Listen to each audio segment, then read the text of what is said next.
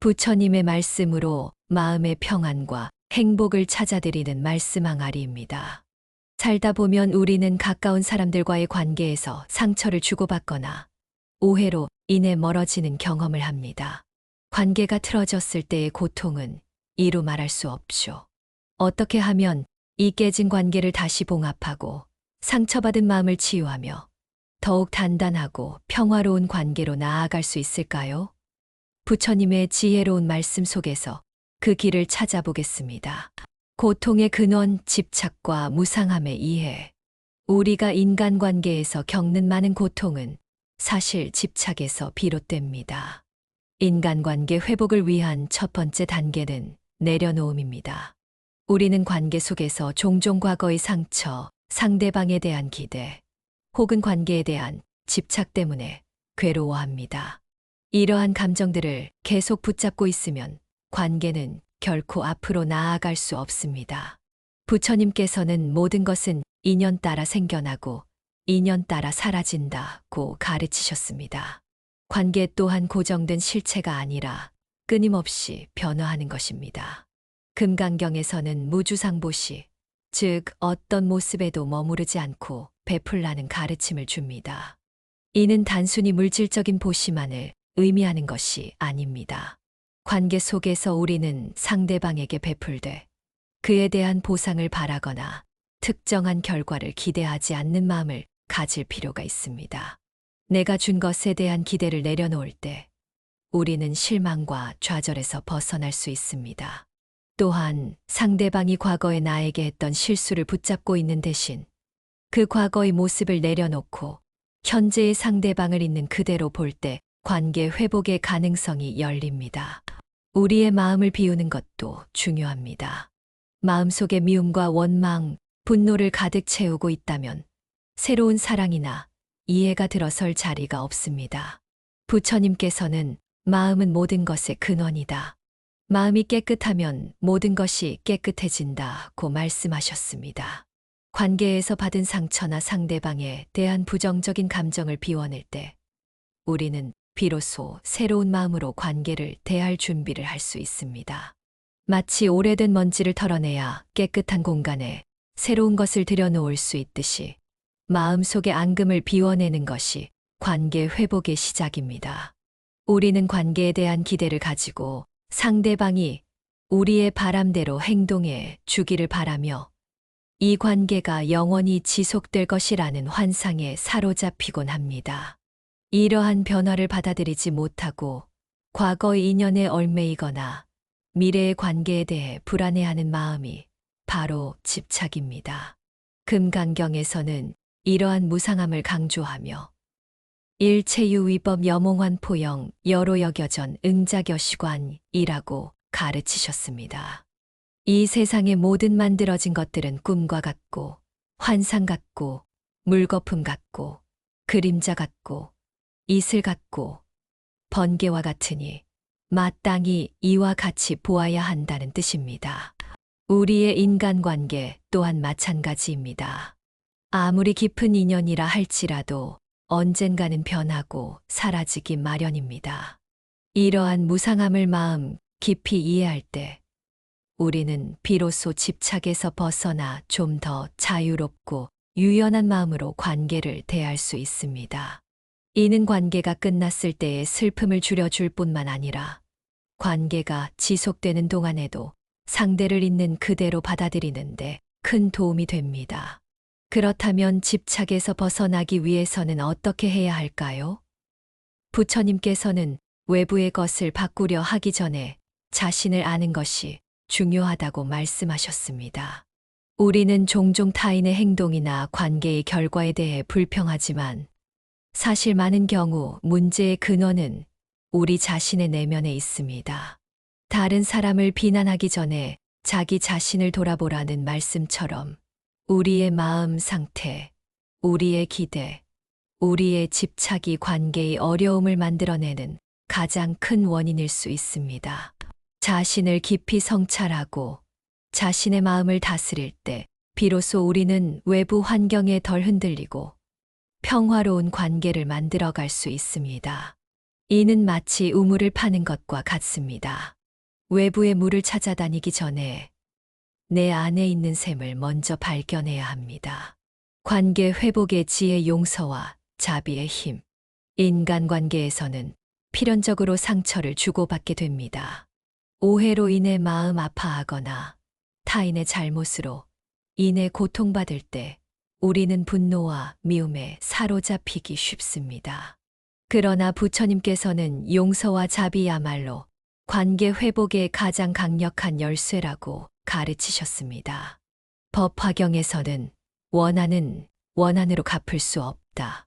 원한은 사랑으로만 풀 수 있다고 하셨습니다. 이는 우리가 받은 상처에 대해 똑같이 복수하거나 미움의 감정을 품으면 그 고통의 사슬은 결코 끊어지지 않고 오히려 더욱 견고해짐을 의미합니다. 오히려 자비로운 마음으로 상대를 이해하고 용서할 때 비로소 우리 자신의 마음도 평화로워지고 관계 또한 새로운 시작을 맞이할 수 있습니다. 용서는 상대방을 위한 행위이기도 하지만 궁극적으로는 우리 자신을 묶고 있던 분노와 미움의 사슬을 끊어내는 자유로운 행위입니다. 미움과 분노는 우리 마음을 병들게 하고 평화를 빼앗아 갑니다. 마치 뜨거운 숯을 들고 상대방에게 던지려는 것과 같아서 결국 자신만 데일 뿐입니다. 그 숯을 내려놓을 때 비로소 손의 고통에서 벗어날 수 있습니다. 자비는 모든 존재에 대한 조건 없는 사랑과 연민을 의미합니다. 미워하는 사람, 좋아하는 사람 할 것 없이 모든 존재가 고통에서 벗어나 행복하기를 바라는 마음이죠. 이러한 자비심을 기를 때 우리는 타인의 결점이나 실수를 넘어 그들의 깊은 고통과 어려움을 보게 되고 자연스럽게 용서의 문을 열 수 있습니다. 자비심은 관계 속에서 일어나는 모든 갈등과 불화를 녹여내고 서로를 이해하고 포용하는 따뜻한 공간을 만들어 줍니다. 이 자비심이 커질수록 우리는 타인의 실수에도 너그러워지고 우리 자신의 실수 또한 용서하는 마음을 가질 수 있게 됩니다. 지혜로운 소통, 올바른 말과 진정한 경청. 관계에서 오해를 줄이고 서로를 깊이 이해하기 위해서는 지혜로운 소통이 필수적입니다. 부처님께서는 올바른 말의 중요성을 강조하셨습니다. 진실하고 이로운 말, 부드럽고 듣기 좋은 말을 하라고 가르치셨습니다. 우리의 말이 타인에게 상처를 주지 않고 오히려 치유와 위안을 줄 수 있도록 항상 신중해야 합니다. 비난이나 험담, 거짓말은 관계를 파괴하는 독과 같습니다. 반면 격려와 칭찬, 진솔한 이야기는 관계를 더욱 단단하고 아름답게 만들어 줍니다. 우리는 언어의 힘을 과소평가해서는 안 됩니다. 말 한마디가 천냥빚을 갚는다는 속담처럼 우리의 말은 관계의 운명을 좌우할 수 있습니다. 또한 경청은 소통의 가장 중요한 부분입니다. 우리는 종종 상대방의 말을 듣기보다는 우리가 할 말을 준비하거나 자신의 의견을 주장하느라 바쁩니다. 그러나 진정한 경청은 단순히 소리를 듣는 것을 넘어 상대방의 마음을 이해하려는 적극적인 노력입니다. 상대방의 입장에서 생각하고 그들의 감정을 헤아릴 때 우리는 비로소 깊은 공감을 형성할 수 있습니다. 상대방의 말 속에 담긴 의미와 감정을 온전히 받아들이려 노력할 때 관계는 신뢰와 이해를 바탕으로 더욱 풍요로워집니다. 화엄경에서는 하나 속에는 무한이 있고 무한 속에는 하나가 있다고 가르칩니다. 이는 모든 존재가 서로 연결되어 있음을 의미합니다. 우리가 다른 사람과 소통할 때 우리는 단순히 개인과 개인으로서 만나는 것이 아니라 전체 우주의 연결성을 경험하는 것입니다. 이러한 깊은 이해를 바탕으로 소통할 때 우리는 더욱 겸손하고 자비로운 태도를 갖게 됩니다. 상대방의 말 한마디, 행동 하나가 전체 우주와 연결되어 있음을 깨달을 때 우리는 더욱 신중하고 존중하는 마음으로 소통하게 됩니다. 관계의 균형 홀로 있음의 지혜와 비움의 중요성. 인간관계는 중요하지만 우리는 또한 홀로 있음의 지혜를 배워야 합니다.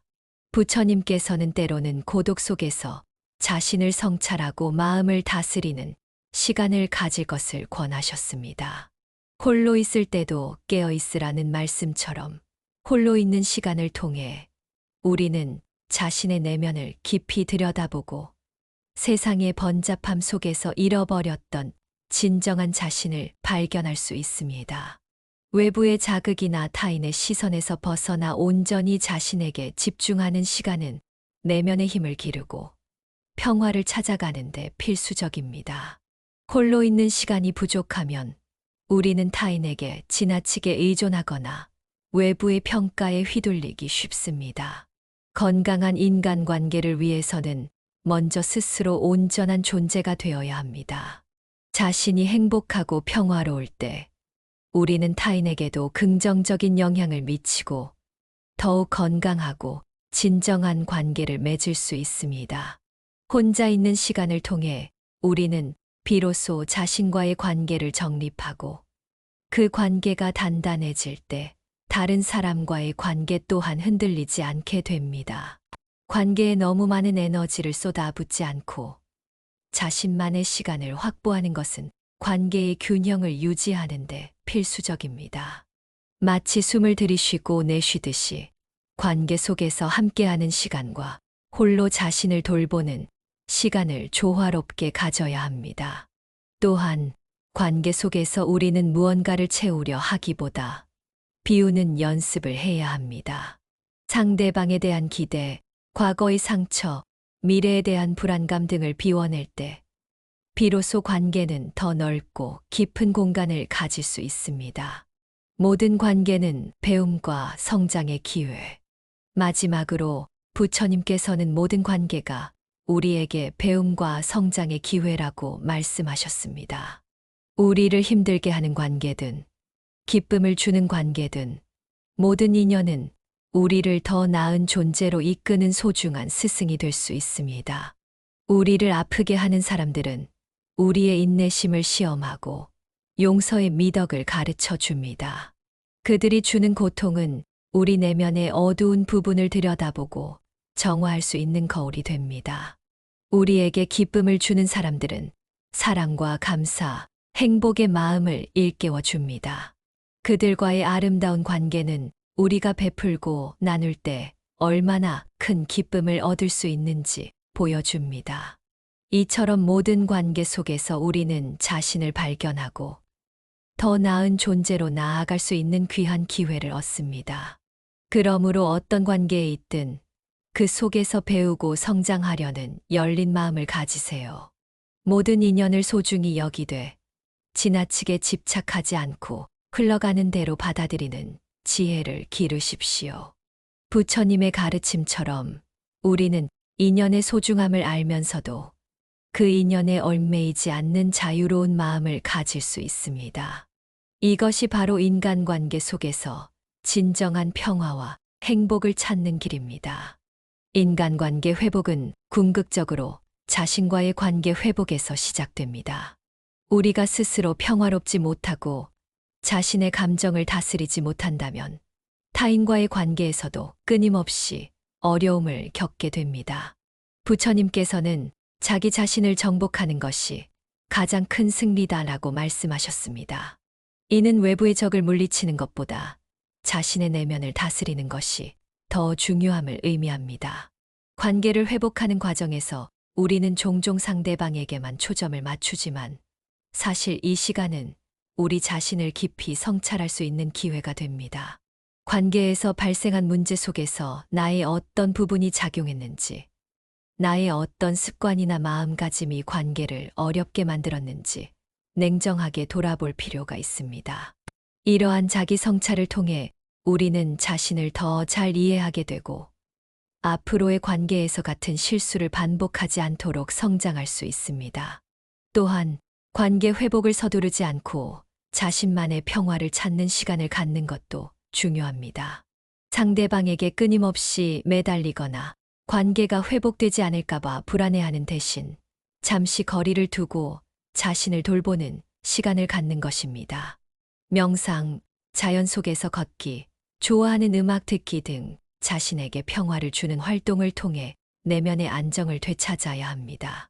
자신이 평화로울 때 그 평화의 에너지는 자연스럽게 주변 사람들에게 전달되고 관계 회복에도 긍정적인 영향을 미치게 됩니다. 관계 회복에 있어 가장 강력한 힘은 바로 자비심입니다. 자비심은 상대방의 고통을 함께 느끼고 그들이 고통에서 벗어나 행복하기를 바라는 마음입니다. 이는 단순히 좋아하는 사람에게만 향하는 감정이 아니라 나를 힘들게 했던 사람에게까지 확장될 수 있는 보편적인 사랑입니다. 법화경에서는 일체 중생이 다 부처가 될 씨앗을 가지고 있다고 가르칩니다. 이는 아무리 악한 사람이라 할지라도 그 내면에는 깨달음의 가능성과 선한 마음이 있음을 의미합니다. 우리가 관계에서 어려움을 겪는 상대방을 볼 때 그들의 행동 뒤에 숨겨진 고통이나 두려움을 이해하려 노력해야 합니다. 그들이 어떤 결핍 때문에 그렇게 행동하는지, 어떤 아픔을 가지고 있는지 생각할 때 미움의 감정 대신 연민의 마음이 싹 틀 수 있습니다. 자비 명상은 관계 회복에 큰 도움이 됩니다. 마음속으로 사랑하는 사람부터 시작하여 중립적인 사람, 그리고 나를 힘들게 했던 사람에게까지 자비심을 확장하는 연습을 하는 것입니다. 이 사람이 고통에서 벗어나 행복하기를, 이 사람이 평화롭기를 하고 진심으로 바라는 마음을 낼 때 우리 안의 분노와 미움이 서서히 녹아내리는 것을 경험할 수 있습니다. 이러한 자비심은 마치 얼어붙은 강물을 따뜻한 햇살이 녹이듯 관계 속의 냉랭함을 녹여내고 다시금 따뜻한 소통이 가능하도록 만듭니다. 상대방에게 용서를 구하거나 용서할 마음이 들지 않을 때라도 자비심을 먼저 내어보면 관계 회복의 실마리를 찾을 수 있습니다. 관계 회복에 있어 가장 강력한 힘은 바로 자비심입니다. 자비심은 상대방의 고통을 함께 느끼고 그들이 고통에서 벗어나 행복하기를 바라는 마음입니다. 이는 단순히 좋아하는 사람에게만 향하는 감정이 아니라 나를 힘들게 했던 사람에게까지 확장될 수 있는 보편적인 사랑입니다. 법화경에서는 일체 중생이 다 부처가 될 씨앗을 가지고 있다고 가르칩니다. 이는 아무리 악한 사람이라 할지라도 그 내면에는 깨달음의 가능성과 선한 마음이 있음을 의미합니다. 우리가 관계에서 어려움을 겪는 상대방을 볼 때 그들의 행동 뒤에 숨겨진 고통이나 두려움을 이해하려 노력해야 합니다. 그들이 어떤 결핍 때문에 그렇게 행동하는지, 어떤 아픔을 가지고 있는지 생각할 때 미움의 감정 대신 연민의 마음이 싹 틀 수 있습니다. 자비 명상은 관계 회복에 큰 도움이 됩니다. 마음속으로 사랑하는 사람부터 시작하여 중립적인 사람, 그리고 나를 힘들게 했던 사람에게까지 자비심을 확장하는 연습을 하는 것입니다. 이 사람이 고통에서 벗어나 행복하기를, 이 사람이 평화롭기를 하고 진심으로 바라는 마음을 낼 때 우리 안의 분노와 미움이 서서히 녹아내리는 것을 경험할 수 있습니다. 이러한 자비심은 마치 얼어붙은 강물을 따뜻한 햇살이 녹이듯 관계 속의 냉랭함을 녹여내고 다시금 따뜻한 소통이 가능하도록 만듭니다. 상대방에게 용서를 구하거나 용서할 마음이 들지 않을 때라도 자비심을 먼저 내어보면 관계 회복의 실마리를 찾을 수 있습니다. 마음의 평화를 얻고 오늘 밤도 편안하고 깊은 잠을 주무시기를 기원합니다. 이 영상이 도움이 되셨다면 구독, 좋아요, 댓글 부탁드립니다. 감사합니다.